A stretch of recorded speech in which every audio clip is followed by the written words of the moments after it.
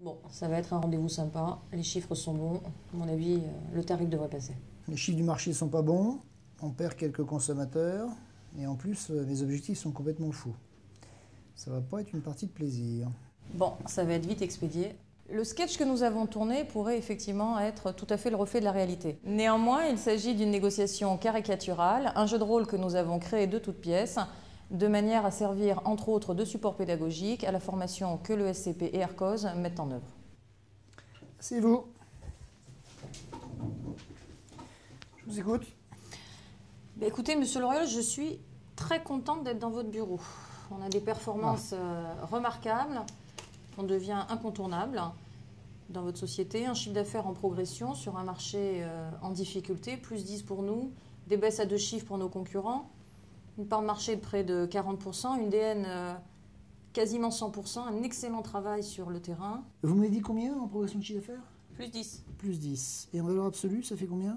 350 000 euros. Le contexte aujourd'hui de la négociation commerciale en grande distribution, il est révélé à travers le fait qu'il y a une pression économique qui est de plus en plus forte, à la fois chez les distributeurs et chez l'industriel, que ce contexte passe par des tensions dans les relations parce qu'il y a des problèmes sur les tarifs, il y a des problèmes sur le chiffre d'affaires, sur la marge effectivement.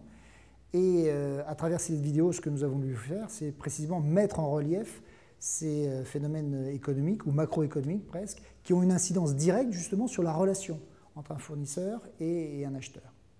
Ce sont les chiffres que j'ai à peu près. Vous avez regardé le taux de marge qu'on fait avec ce chiffre d'affaires?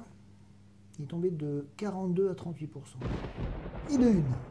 Alors, je ne sais pas si vous trouvez ça normal, mais moi pas. Donc, premier point, quelle solution apportez-vous pour compenser ces 4% qui nous manquent? Deuxième point, je crois avoir vu passer un tarif vous concernant. Donc, information, cette année, on n'applique aucun tarif. Ni chez vous, ni chez vos concurrents. Qu'est-ce qu'il est en train de me faire? Typiquement, cette vidéo met en évidence des comportements inadaptés, néanmoins une assez bonne préparation du négociateur. En tant qu'industriel, on se rend bien compte qu'il se laisse mettre dans un entonnoir. Il ne répond pas aux objections telles qu'il pourrait le faire. Le négociateur manque clairement d'empathie vis-à-vis de son interlocuteur. On voit bien qu'il ne s'y intéresse pas assez et il aurait donc pu mieux prévoir ses réactions.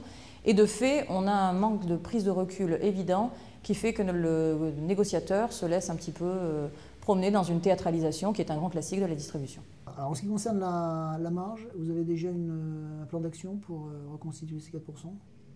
Je ne vous cache pas que je suis un peu étonnée par votre discours. Enfin, vu les chiffres et les progressions que je vous annonce, je ne comprends pas très bien la façon dont vous voyez le dossier. On a quand même un chiffre d'affaires en hausse de plus de 10%, on a une part de marché 40%.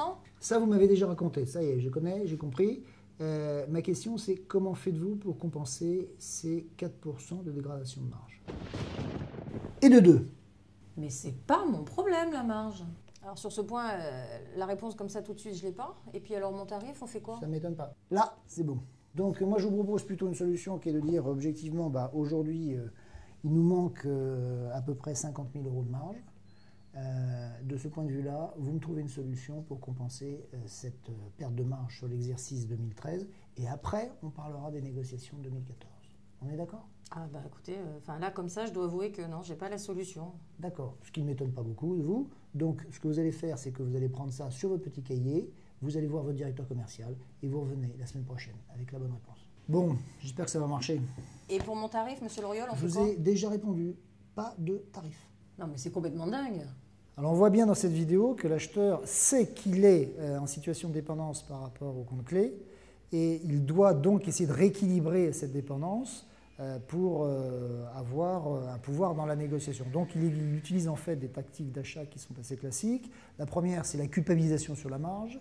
La deuxième, c'est une sorte de part de voix, d'occupation de l'espace verbal.